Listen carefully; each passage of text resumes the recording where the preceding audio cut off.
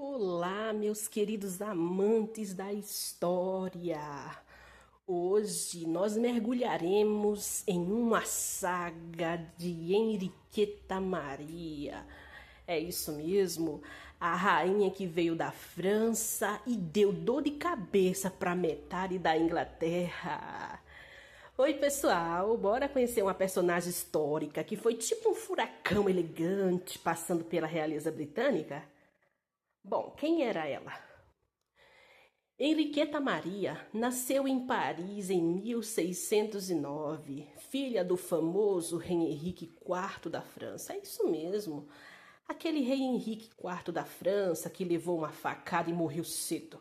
E também ela era filha da Maria de Médici, uma mulher que tinha poucos amigos e muitos dramas. Exatamente, a Maria de Médici, a mãe da Henriqueta, era conhecida por ser uma mulher antipática.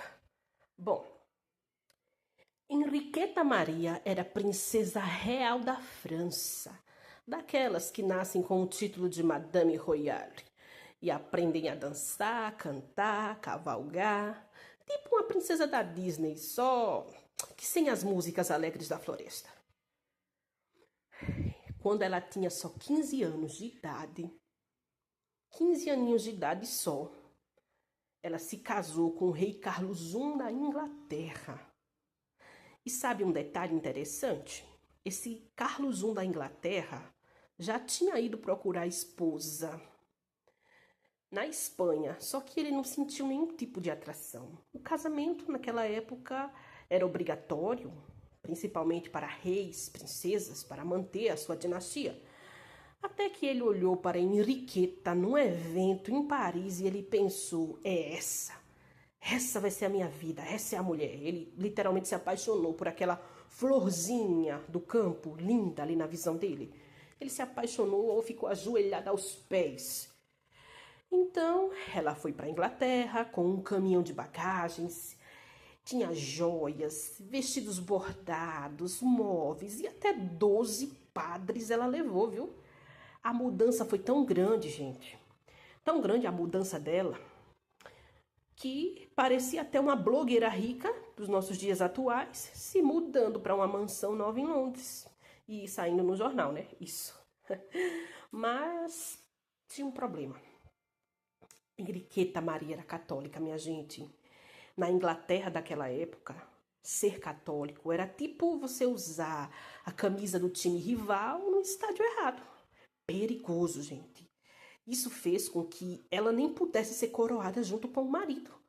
A galera já começou a pegar ranço dela. Todo mundo dizia: ela é católica, ela vai nos obrigar a entrar para a religião dela. É como, gente, hoje, nos nossos dias atuais, se o presidente do Brasil assinasse um decreto para que todos fossem católicos. E sendo que o Brasil fosse tipo todo a Assembleia de Deus. Então era assim na Inglaterra naquela época. Toda a Inglaterra era anglicana, tipo a protestante, assembleiana, né? Por assim dizer. E ela era católica e ela queria, trouxe a religião dela junto, então isso causou muito alvoroço, muita briga religiosa, né? Por isso que não permitiram o rei ser coroado perto desta rainha. Ela era a esposa dele, mas o povo inglaterrano não considerava ela, gente. Henriqueta, ela teve vários BOs dentro da Inglaterra. E vamos entender. Nos anos seguintes, o país começou a ferver com tretas entre o rei, os nobres e o povo. É igual aquela comida que você está fervendo, passa do ponto e vira aquela gororoba, ninguém come. Do mesmo jeito, o país estava fervendo, estava em briga. Era briga demais, era discussões, fofocas, gente. Tava pior do que aquela série que passava na Rede Globo, A Grande Família, né? Isso mesmo. Enquanto isso, Henriqueta tentava fazer o catolicismo acontecer na Inglaterra.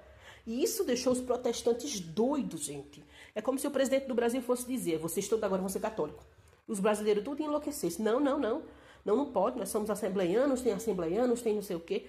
Então ela mexeu na ferida do povo. Vocês vão ser católicos. O povo enlouqueceu para odiar a mulher. Então, gente, ela construiu uma capela linda por dentro, mas bem simples por fora, para não chamar a atenção. Só que não deu certo. Os protestantes quiseram derrubar. É como se o presidente do Brasil fosse mandar construir um grande templo católico gigante e os assembleianos, né, as Assembleias de Deus, fossem destruir com paus e pedras. É tipo isso. Ela mexeu na ferida do povo mais uma vez, né, gente?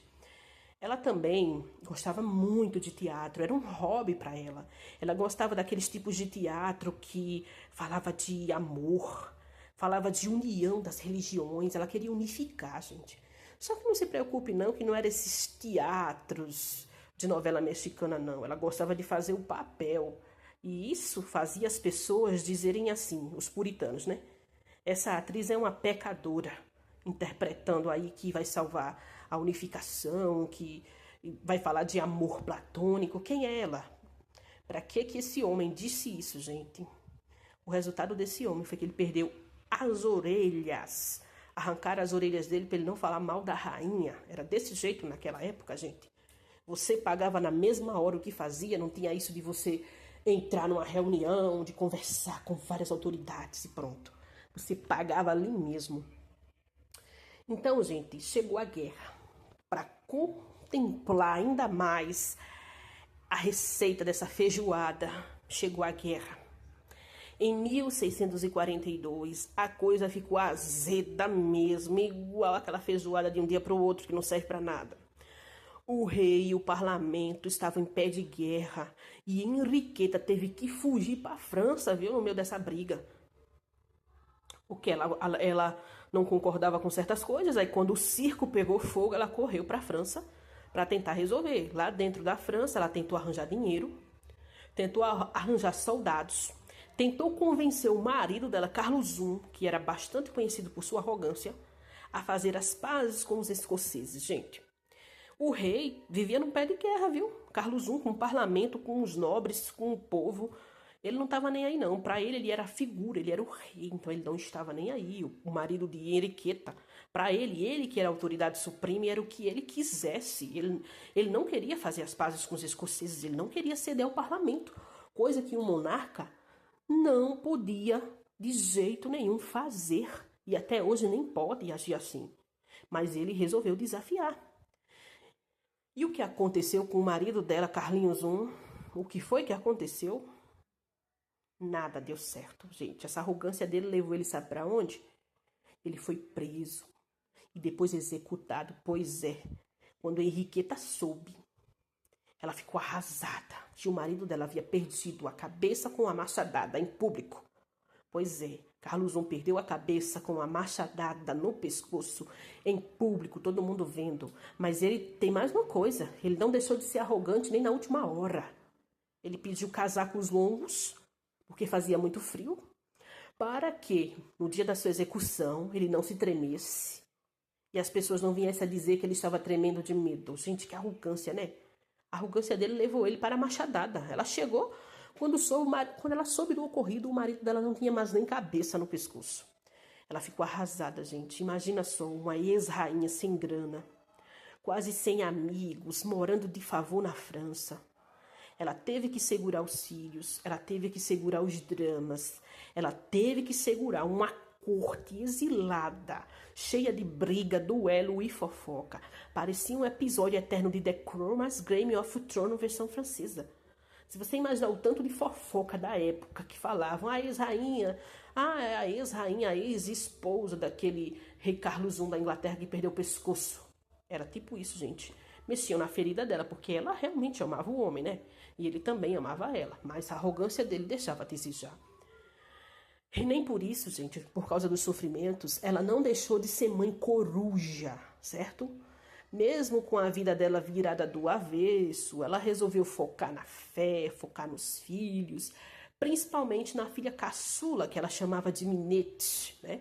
Até ela fundou um convento, gente. Um convento ela fundou, né? E depois que o filho dela, Carlos II, virou rei, ela voltou para a Inglaterra. Mas ninguém ligou muito, viu? Só disseram assim, a ex-rainha tá na Inglaterra.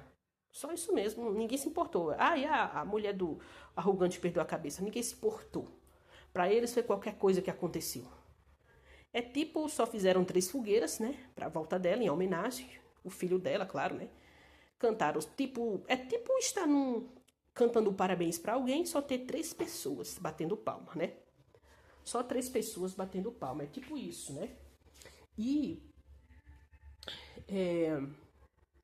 isso mexeu muito, gente, com ela, muito.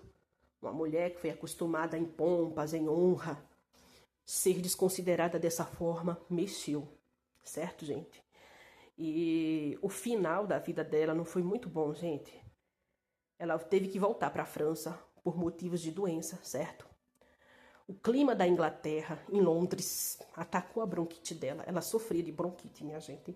E vocês sabem que quem sofre de bronquite não pode ficar em lugar gelado. E ela teve que retornar para a França. Lá mesmo na França, ela morreu de bronquite em 1669, depois de tomar muito remédio para dor, com certeza dor nos pulmões, né? E não passavam. Naquela época era assim, gente.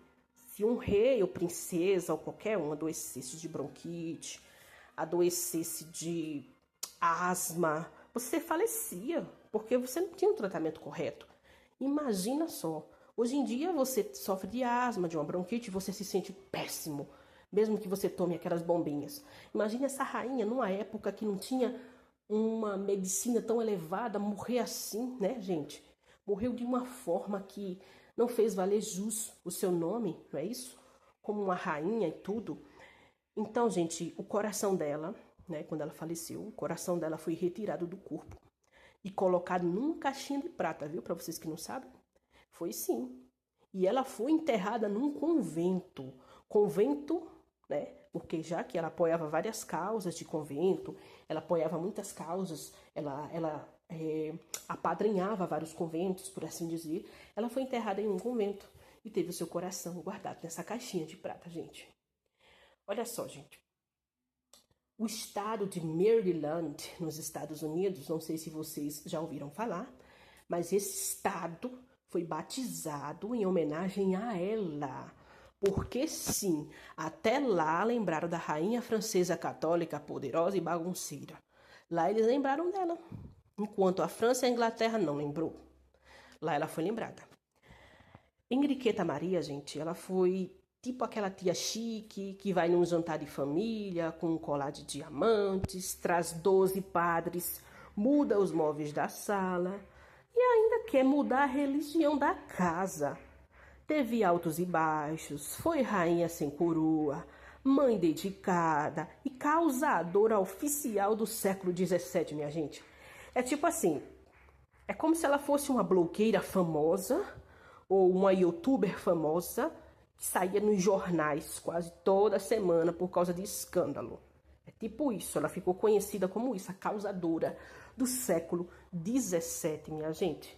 Se você curtiu esse resumo doido histórico, manda um Viva Henriqueta nos comentários e compartilha com os teus amigos que gostam de rainhas problemáticas. Um grande beijo para vocês, um bom domingo e tchau, tchau. Até breve eu estarei retornando com mais vídeos sobre as fofocas reais.